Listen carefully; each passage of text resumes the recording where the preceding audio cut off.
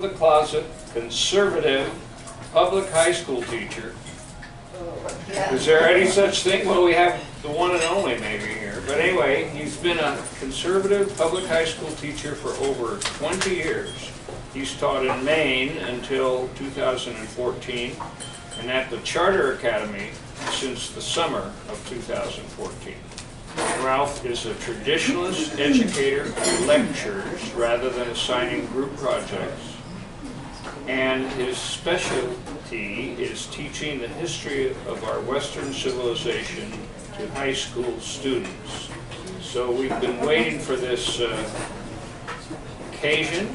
We welcome Ralph and thank him so much for coming. Please join me in welcoming. Thank you all. Thank you,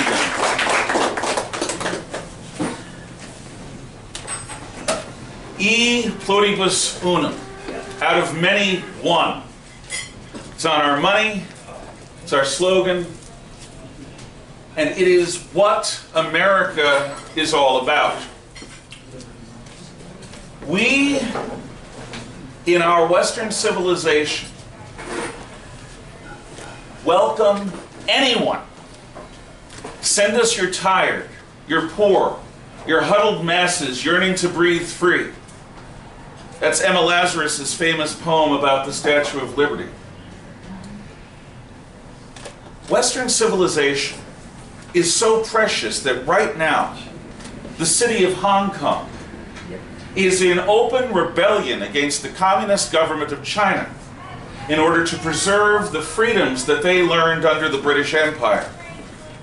Hong Kong in some ways has a combination, a unique heritage, taking the best of Eastern civilization before it was murdered by those very communists in the 1950s and 60s, and combining it with some of the very best of Western civilization brought in by the British. Since 1996, the people of Hong Kong have been slowly subsumed into the system that has murdered more people than any other in all of human history. Between 60 and 120 million people were murdered by Mao Zedong in his Great Leap Forward and his Cultural Revolution from the late 1950s to the mid-1970s when he finally died.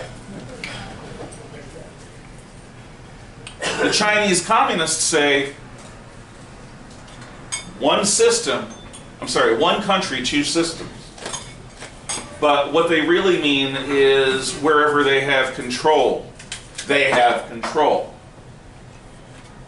over economy, over society, over conscience, over faith.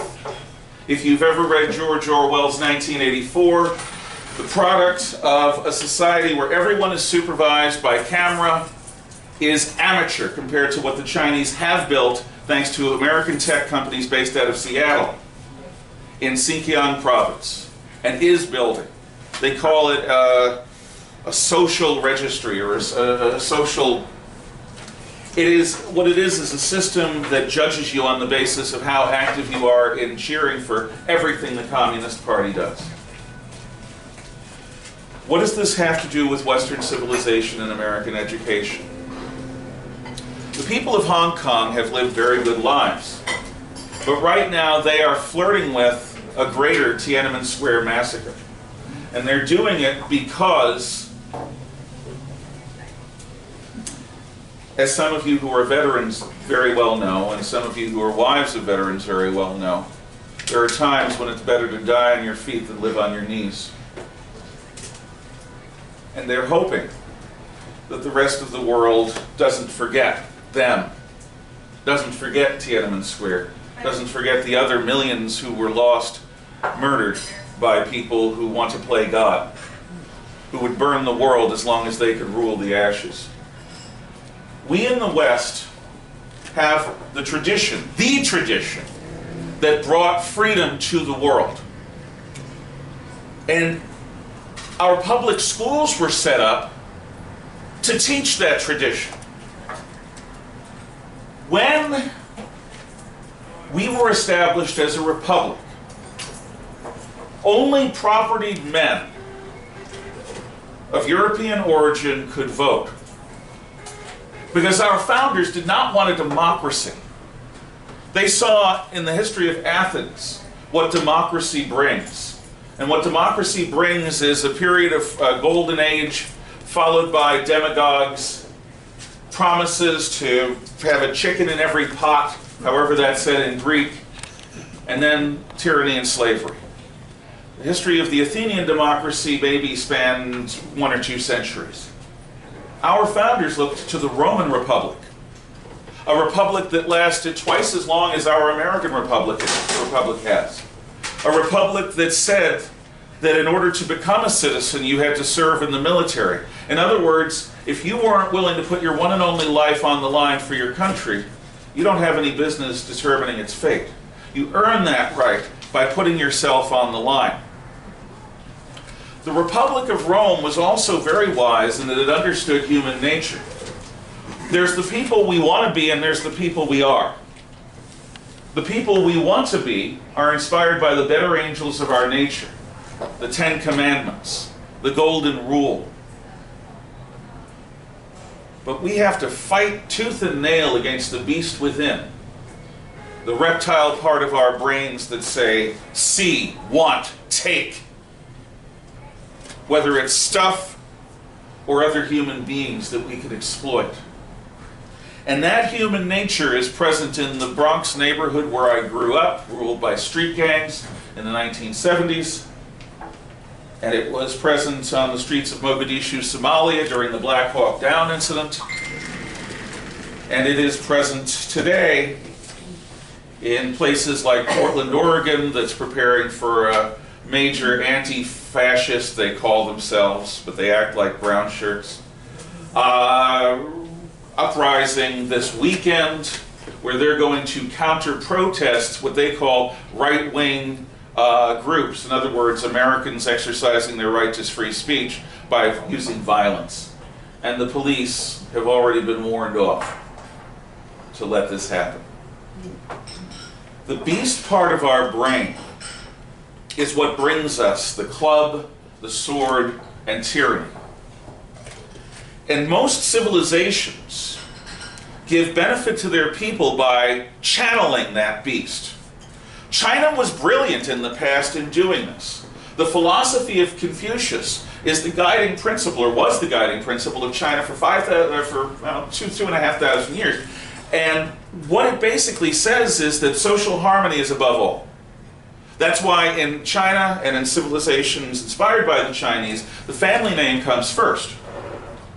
Because you are a subset of an organism called your family. And your job isn't to achieve, it isn't to be creative, it isn't to be an individual of conscience. It's to carry your family honor around, to save face and earn face for your family.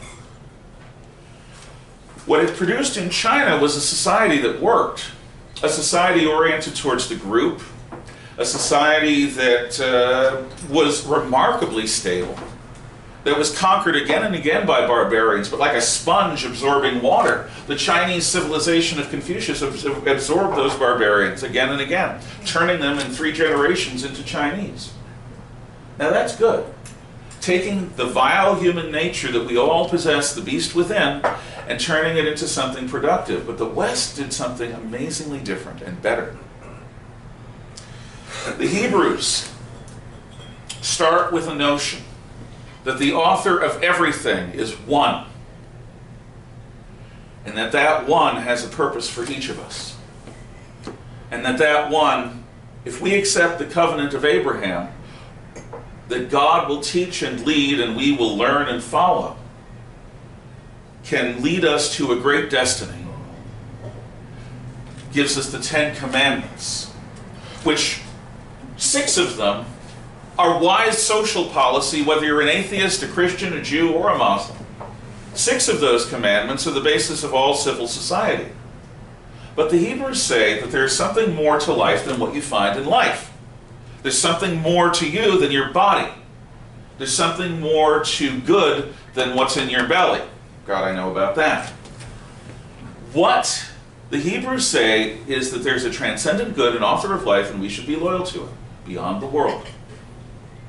What do the Greeks give us? The Greeks say, at their best, that there's nothing more important about a human being than their creativity, their ability to think their own thoughts, to say the world isn't good enough, I have a better idea, and then to step up like Ayn Rand's fountainhead architect and take all the slings and arrows that life throws at you for saying, I've got a better idea.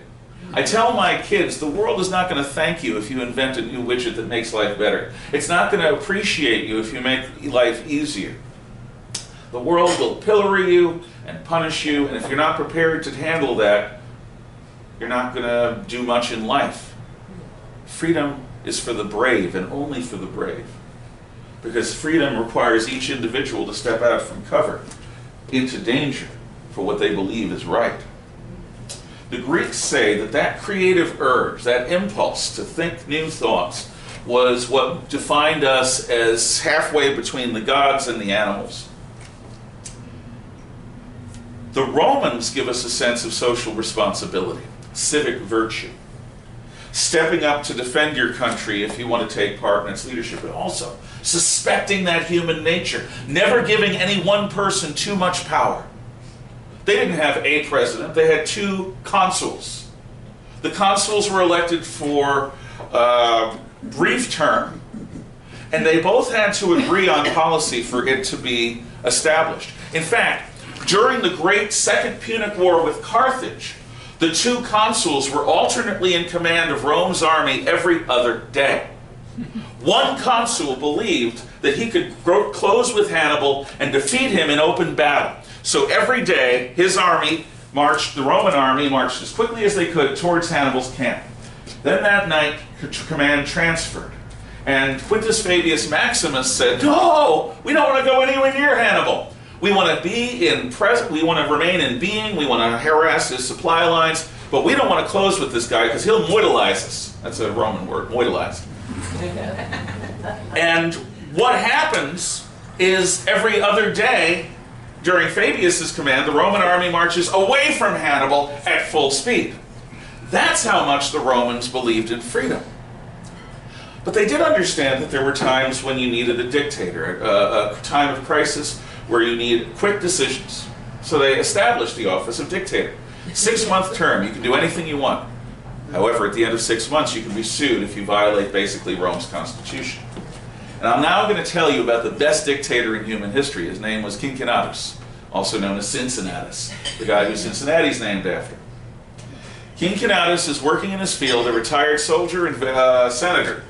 And some senators come up in Roman tuxedos called togas. And they say, Cincinnatus, we need you. The barbarians have come. And Cincinnatus looks up like an old man farmer with a piece of wheat in his mouth and goes, hey up. What do you need? Well, we want you to take command. We want you to save us. So Cincinnatus leaves his turnip field and gets on his horse, trains the army up for a few weeks, meets the enemy in battle, defeats them, and the moment the battle is over says, you're on your own. And he goes back to his farm. That's the best dictator in the world. Because dictatorship, like a visitor in your home, the height of good manners is knowing when to leave. He didn't want the power. Rome was brilliant at dividing power to prevent any one person from being tempted with that power to become king. What does Christianity give us? Well, like Judaism and Islam, Christianity says that in each of us is God. Each of us is made in God's image. Therefore, you cannot use people, because in doing so you profane God. You cannot destroy yourself, because in doing so you damage God. The idea that human life has an innate dignity because we have some of God in us has taken thousands of years to play out. You know, there was a New York Times article, which I normally don't read, but my brother-in-law foisted it on me, a Vietnam-era vet. And it said that America is a lie because George Washington and Thomas Jefferson owned slaves, and because any republic that permitted slavery is a sham. To which I say, baloney. I have other words, but I won't use them in the presence of ladies. Good. In no case has any human being born of woman ever truly lived up to their ideal. An ideal is a utopian notion that guides us, that helps us aspire to being something better than our base nature.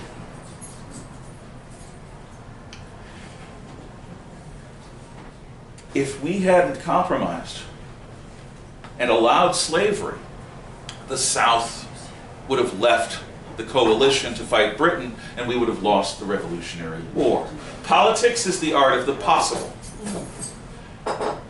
And what defines America, unlike what the old gray lady of the New York Times said, is not that we started out a flawed nation with slavery, with a bunch of problems, but that we, without anyone from the outside telling us to, have been willing to literally rip our own wounds open, rip our own guts out, sorry, you're eating breakfast, to try to make ourselves a more perfect union.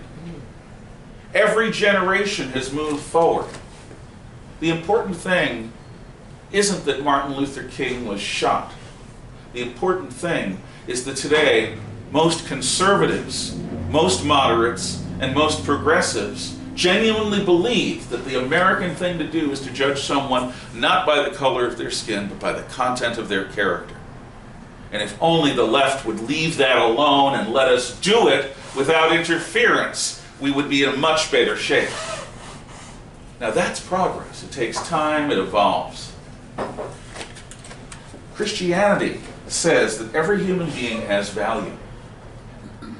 Christianity also says that we can choose love. In some ways, Christianity is not a religion in the way that religions are defined, because religions are usually defined by sacrifice, by ritual. The ultimate truth of Christianity is love. Love has no rules. It has no limits. If you're a Muslim and you pray towards Mecca several times a day and you don't eat pork and you do all the other rules, you're fine. The Christian calling is much more difficult and much simpler. Live from a basis of love. And our society has this notion in it, baked in. The Hebrew notion that there's something better than us and more important than us. The Greek notion of human creativity. The Roman notion of trusting people, but only to a point, dividing power. The Christian notion that all human beings have dignity. And all of this gets born in the Dark Ages and the ashes of the fall of the Roman Empire. This civilization, not the one in the Middle East, not the one in Central America, not the one in India, not the one in China, this civilization, our Western civilization, then took this notion of what life is about, and in England developed limited government thanks to Magna Carta. England fought a civil war and a glorious revolution to establish a Bill of Rights that inspired our founders like nothing else. John Locke's English Bill of Rights of 1689. John Locke says what Jefferson quipped when he wrote the Declaration of Independence. We hold these truths to be self-evident, that all men are created equal, endowed by their Creator with certain inalienable rights. Among these are life, liberty, and property. Pursuit of happiness is what he compromised with. Property is necessary because it's the only thing that secures us against the unlimited power of the state. If we work for the state, if we work for the government, if the government owns us, oh God. There was an Obama-era social studies book that taught middle schoolers that what is government? Government is the thing that we all belong to. I didn't make it up. California bought it. Yeah. The idea that we belong to government is anathema. Our property allows us to say to the government, no, no, I support myself, I'm an independent individual, and because I pay my own bills and I decide how I'm going to do it. It's like what the parents used to say, as long as you live under my roof, you follow my rules. Well, any government that supports its people gets to determine those rules. We, in America, insist that people self-support. The only reason Jefferson didn't include property in his life liberty statement is because he was concerned that Southerners would use it as a justification to perpetuate slavery, and Jefferson didn't want that. Jefferson wanted to get rid of slavery in 1776. He didn't get it through the rest of the Southern delegates. Why am I going on and on about history? Because my wife's mother was a World War II era nurse. She and my father-in-law, rest in peace, were going to be part of Operation Olympic, the invasion of Kyushu, the southernmost island of Japan. She was a high school graduate. He went through the Navy's engineering program. They both knew these stories because they learned them in school. When America is established, only a few people can vote. But in the 1800s, as we expand the vote to include all men, whether they have property or not, and in the early 1900s, when we include women, the gamble that we make is that everyday citizens will make wise and prudent choices with their votes if they understand. If they understand where freedom comes from, what it has cost, and what it means. Freedom is not license. Freedom doesn't mean you get to live a life without somebody judging you. Freedom means that you have the responsibility to make choices and then live with the consequences of those choices. You can succeed or fail. You can do evil or you can do good. That's freedom. Why? Because the best way to approach God is by choice, and the best way for a person to be upright is not to be kept upright by someone else, but to choose it every moment of every day, to choose to be good. We, in our country, determined that public education, mandatory public education, is the way we are going to achieve every citizen having the understanding to make wise choices in the ballot box. It's a gamble, because any free society is an ongoing gamble. You roll the dice. Does a critical mass of the people responsibly exercise their franchise, or do they vote for the people who offer the most stuff with public money? So schools were not set up to give you workplace skills. Schools were not set up to make you cultured in general. Schools were set up to teach the history of freedom and a bunch of other stuff. But to teach the history of freedom. But in the 20th century, progressives who increasingly came to run education redefined education. And they took Western civilization's history out of the schools. My wife's mother knew this story because they taught it to her in high school. My wife's brother, who's Vietnam era vet, he learned it, but he learned it outside of school because they'd already begun pulling away from the Western tradition. Today, most people on college campuses say, you want to teach Western civilization? You racist, you sexist, you just want to glorify old, dead, white European men. To which, again, I say, baloney. Western civilization is the property of every American. And it's the heritage of every American, no matter where you come from. Because it's what gives us freedom. And if we understand where freedom comes from, we can understand how to perpetuate it in the future. So what do we do about it? Right now, the state of Idaho does not require any Western Civ taught in high school. It doesn't even require world history. It requires world history at the 8th grade level. World history is not Western civilization. World history assumes that the Ashanti tribe of Ghana has an equivalent historical significance to the ancient Romans. That's nonsense. If you live in Ghana, maybe. But to the world, to people in America who depend on the traditions of the West, we need to teach the history of the West. We need to teach Western civilization. It doesn't matter what color you are, what faith, where your heritage is from. Freedom belongs to you now. There's good and bad history. There's light and dark in history. History has cautionary tales. We've done horrible things, and we should learn from it. We should learn from our successes and our mistakes. We should learn from the things that we're proud of and the things that we're ashamed of, so that we can be better in the future. That's the dream of education. But we don't teach this stuff anymore. Instead, We teach a pablum world history to middle school students who are not intellectually or emotionally capable of appreciating the value of this story. What we teach in high school is U.S. history, civics, and economics, and U.S. government.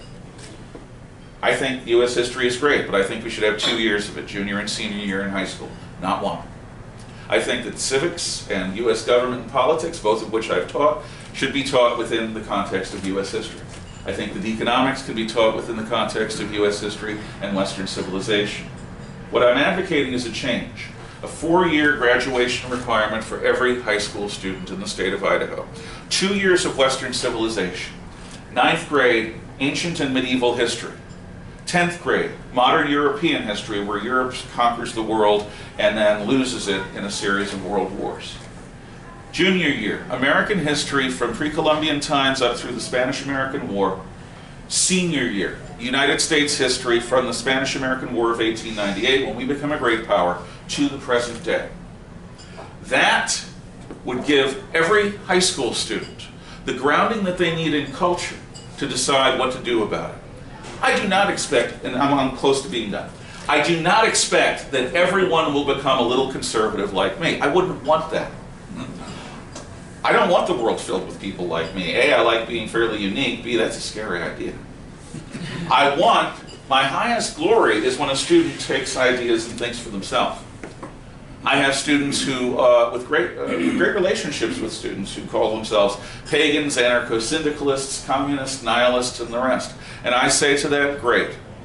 For 2 reasons. Number 1, they're thinking their own thoughts. Number 2, they're young and they'll get through this foolishness early. And hopefully they'll come back to sanity.